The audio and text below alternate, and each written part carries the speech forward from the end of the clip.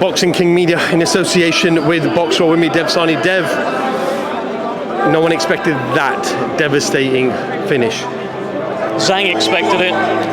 He's been warning us in the build-up. He warned us in the build-up to the first fight and this fight. He warned us about Chinese power. This time he warned us about Chinese speed and Chinese power. Absolutely heartbroken for JOYCE, and credit to him for at like 10, he still got up. I don't know how many heavyweights, how many people, how many mammals would actually still get up after a shot like that. It was a tremendous right hook from ZHANG in the exchange. JOYCE just didn't really see it coming, and unbelievable. I'm gobsmacked. I've never seen JOYCE like that before, just like falling over his arm. But credit to ZHANG, he's going to be a very, very hard man to beat. Very, very difficult. To be a big southpaw who is bigger than you, he probably hits harder than you, and he stands the wrong way. And Alois Jr. hits very hard as well. But look, I don't know how you deal with that. Like, very, very difficult man to beat. After his defeat in the first fight, a lot of people said it was the way he looked a bit drained. It wasn't his style. We weren't seeing the old JOYCE. When I spoke to Joe a couple of days ago, he goes, that wasn't the only issue. We rectified everything else. I'm happy, I'm content. I just want to fight. Where do you think it went wrong tonight? Sometimes you just run into the guy that you can't get past, and JOYCE seemed to run into a bigger Chinese version of himself. He was bigger than him, he was stronger than him, heavier than him. He had to look up when he was punching. The punches are at different angles than what they were against the likes of Joe Parker. He couldn't physically dominate him, and when it came to ZHANG, like he just can't get going against ZHANG.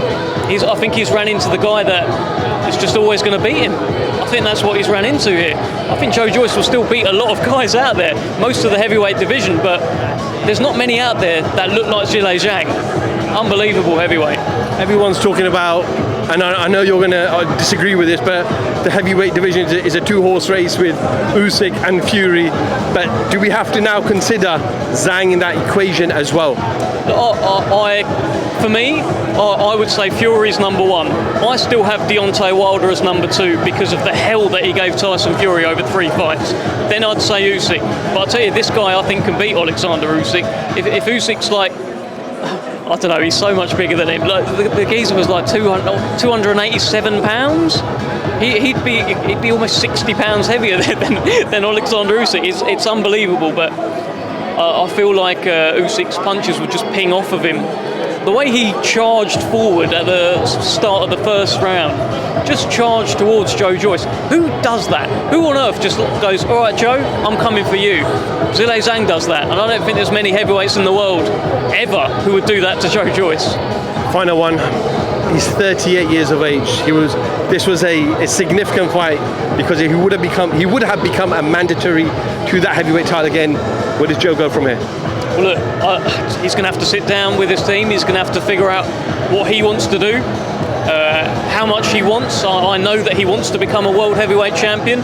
Is he willing to go another route, start again, so to speak? There'll always be fights for him because he is now a big name. There'll be contenders looking to try and, also knock him out. I don't think many will be able to, but I don't know. I still think he can beat a lot of guys out there. I just think ZHANG is his bogeyman. I think ZHANG's a real problem, but let's see. Let's see what Joe says. Dev, appreciate your time, and we'll catch up with you soon. No worries, mate.